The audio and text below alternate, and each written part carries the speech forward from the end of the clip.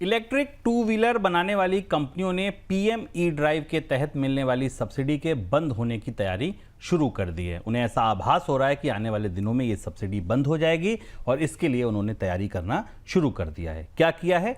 Two wheeler कंपनियों ने dealers को कहा है कि बकाया सब्सिडी के क्लेम जल्द से जल्द आवेदन करें। कंपनियों के इस कदम से संकेत मिल रहे हैं कि स्कीम के तहत मिलने वाली सब्सिडी की लिमिट पूरी होने जा रही है और आगे टू व्हीलर्स की बिक्री बिना सब्सिडी के होगी। बिना सब्सिडी के हुई तो क्या होगा? ग्राहकों को ज्यादा कीमत चुकानी पड़ सकती है। सर, कंपनियां सब्सिडी के लिए जल्द आवेदन क्यों कर रही हैं?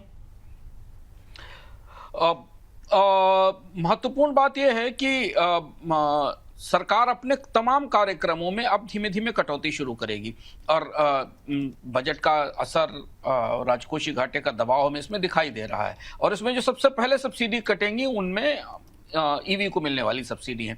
क्योंकि फेम 2 को रिप्लेस किया था सरकार ने इलेक्ट्रिक मोबिलिटी प्रमोशनल स्कीम से EMPS 2024 से, उस प्रक्रिया के तहत भी अब सब्सिडी को सिकोड़ा जा रहा है, खत्म किया जा रहा है। खासतौर से जो ई स्कूटर्स पर सब्सिडी दी जाती थी। तो इस तरीके के संकेत हैं कि जैसे ही ये फेम 2 की सब्सिडी खत्म होगी वैसे ही ई स्कूटर्स की कीमतों में बढ़ोतरी होगी। 10 से 25 हज़ार रुपए तक की बढ़ोतरी हो सकती है अलग अलग बैटरी साइज के आधार पर ई स्कूटर्स में।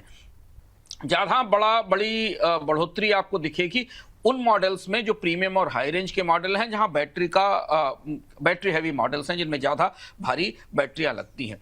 अब कंपनियों के लिए इस बाजार में असली चुनौती शुरू होती है कि जब उन्हें अपनी ईवी स्कूटर्स पर सब्सिडी खत्म करके महंगी कीमत पर अपने टू व्हीलर्स बेचने होंगे। और ये एक बड़ा शिफ्ट है जो आने वाला है। अब अगर सरकार इस बीच में प्रक्रिया बदलती है और सब्सिडी को जारी रखने की बात करती है तो अलग परिस्थिति है। हालांकि फेम 2 कई मामलों में विवाद में भी रही थी। इसमें कंपनियों पर जांच हुई थी। जो कंपनियों को भारतीयकरण करने के लिए पुर्जे और हिस्से भारत में बनाने की शर्तें रखी गई थी, उसका भी पालन नहीं किया गया था। तो अब ये सब्सिडी वाली स्कीम धीमे धीमे विदा होने वाली है।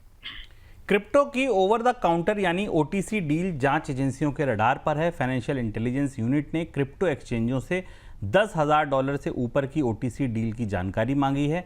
फाइनेंशियल इंटेलिजेंस यूनिट को इन डील्स में मनी लॉन्ड्रिंग का शक है। सर, किस तरह की डील्स हैं ये और FIU की रडार पर क्यों हैं ये? FIU ने उन डील्स को क्रिप्टो में पकड़ने की कोशिश की जिनको ओवर द काउंटर डील्स कहा जाता है, जो एक्सचेंजेस पर ट्रेड नहीं होती लेकिन जो ऑफ एक्सचेंज बुक्स में ट्रेड की जाती हैं। और इसमें क्रिप्टो का एक बड़ा हिस्सा है भारत में। ऐसा मानना है FIU का कि जो ये ट्रेंड भारत में बढ़ रहा है, जहां क्रिप्टो एक्सचेंजेस से बाहर सौदे किए जा रहे हैं।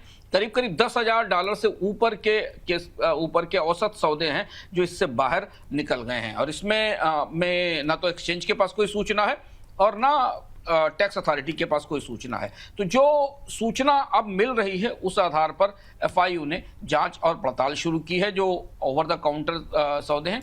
क्योंकि हाल फिलहाल के महीनों में इस बात की शिकायतें काफ़ी आई हैं। भारत और भारत के अलावा मध्य पूर्व के देशों से भी जो क्रिप्टो के ट्रांजैक्शंस हो रहे हैं उसमें बहुत सारे ट्रांजैक्शंस ऐसे हैं जो एक्सचेंजेस के बुक्स में भी शामिल नहीं हैं।